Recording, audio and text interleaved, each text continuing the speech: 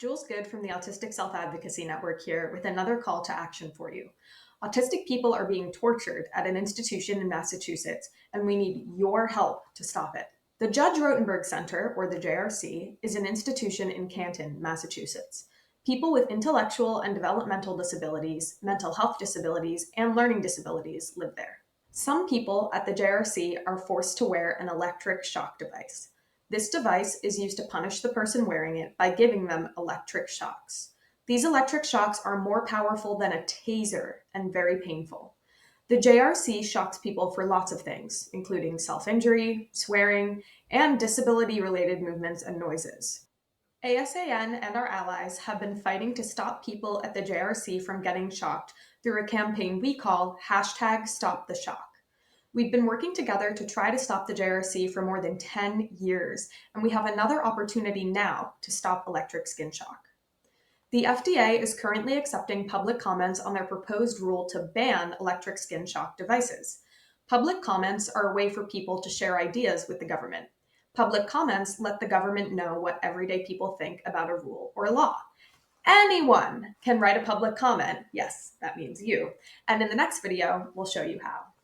We have a plain language guide about writing public comments for #StopTheShock. It is linked in our bio and goes into way more detail than I can cover in a 90-second video. I'll go over the highlights here, but please check out that guide to help you write your comment. There are 3 main things that should go into your comment: who you are, why you care about this issue, and a clear statement that you want the FDA to ban electric skin shock devices. There are more examples for all of these, as well as sample comments, in the plain language guide linked in our bio. Let's break this down. 1. Say who you are and your connection to this issue. 2.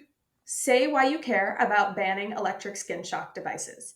You could say something like, "It is painful for people who get shocked. The electric shock device is more powerful than a taser," or "There are lots of other ways to help people with disabilities without shocking them." 3. Clearly restate that you want the FDA to ban electric skin shock devices.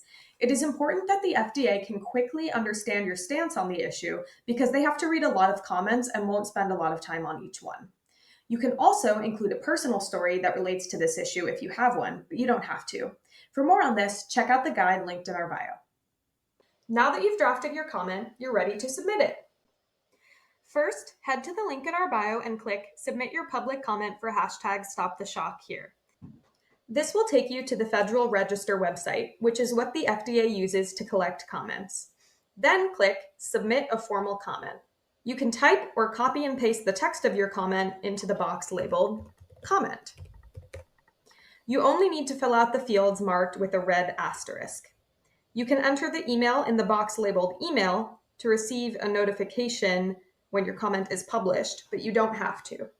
Then choose whether to submit your comment as an individual or anonymously. If you submit as an individual, the first and last name that you provide will be posted with your comment. If you submit anonymously, no name will be posted with the comment. Lastly, click the checkbox to acknowledge that you know you're filing a public comment and hit the Submit button. That's it. After you follow these steps, you will have officially submitted your comment. Congrats, and thank you for helping us stop the shock. This video provides some additional history about Stop the Shock. In 2014, the Food and Drug Administration, or the FDA, held a big meeting where they talked to people with different opinions about electric skin shock devices. In 2016, the FDA made a proposed rule that would ban electric skin shock devices after deciding they were too dangerous to use. The government asked for public comments on the proposed rule, and many people commented. In 2020, the FDA issued the rule that banned the electric shock devices, but the Judge Rotenberg Center, or the JRC, did not start to follow the rule. Instead, the JRC sued the FDA so they could keep using the device. The JRC took their lawsuit to the DC Circuit Court. In 2021, the DC Circuit Court said that the FDA could not ban the device, so the JRC continued to use it. ASAN and the disability community advocated for a new rule to be put in the 2022 Omnibus Bill, which is a new law Congress makes every year to decide how to spend government money. This new rule passed and explicitly gave the FDA the power to ban the electric shock device. Now, the FDA has released a proposed rule again, and we need people to submit public comments showing their support to finally get this device banned.